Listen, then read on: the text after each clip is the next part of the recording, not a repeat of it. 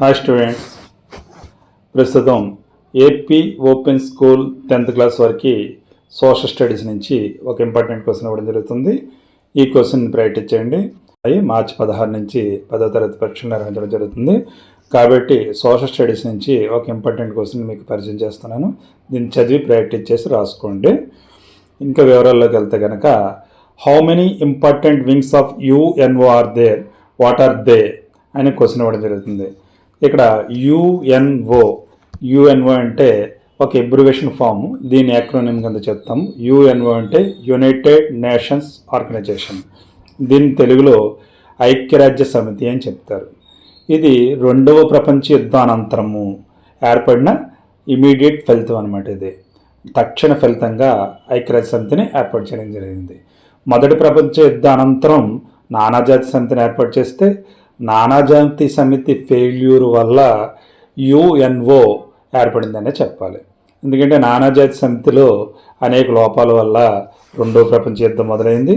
2వ ప్రపంచ యుద్ధం ముగిసిన తర్వాత ప్రపంచవ్యాప్తంగా శాంతిని నెలకొల్పాలని యుఎన్ఓ అనేదాన్ని 1945వ సంవత్సరం అక్టోబర్ 24వ తేదీన స్థాపించడం జరిగింది. ఇటువంటి సంస్థ గురించి ఇప్పుడు ప్రశ్న అడగడం జరిగింది. మీకు ఇందులో 1 మార్క్ క్వశ్చన్స్గా అనేక విషయాల మీద అడగడం కూడా జరుగుతుంది. యుఎన్ఓ ఎబ్రివేషన్, ఐక్యరాజ్య సమితి అని తెలుగు మీడియం వాళ్ళు రాసుకోవచ్చు. ఇంగ్లీష్ మీడియం వాళ్ళు యుఎన్ఓ అంటే యునైటెడ్ నేషన్స్ ఆర్గనైజేషన్ అని రాసుకోవాలి. ఇది ఎప్పుడు ప్రారంభించబడింది? 1945వ సంవత్సరం. దేని కారణంగా? 2వ ప్రపంచ యుద్ధం ముగిసిన కారణంగా ప్రపంచ శాంతిని నెలకొల్పాలనే ఉద్దేశంతో ఈ సంస్థను ఏర్పాటు చేయడం జరిగింది. ఏ తేదీన? అక్టోబర్ 24వ తేదీ 1945 సంవత్సరం. ఆ రోజున ఏమని పిలుస్తారు? UNO day. అక్టోబర్ 24 యుఎన్ఓ డేగా పిలవడం జరుగుతుంది. ఇంకా మనం ప్రశ్నలోకి వెళ్తే కనుక, how many important wings of UNO are there, what are they అంటే కనుక, there are 6 important wings of UNO.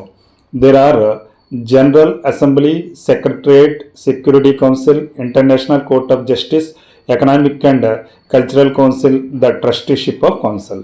మొత్తం 6 విభాగాలు ఉంటాయి యుఎన్ఓకి.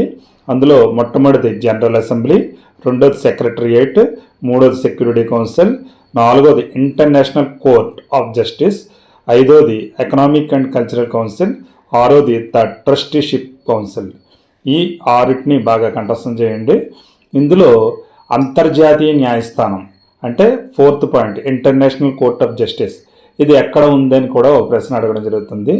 ద నెదర్లాండ్స్ అనే దేశంలో, దాని యొక్క రాజధాని ది హేగ్లో ఉందన్నమాట. ప్రశ్న కంఠస్థం చేయండి, చదవండి, రాయండి. Thank you. All the best. మీ చెల్లె రత్నకుమార్. జై హింద్.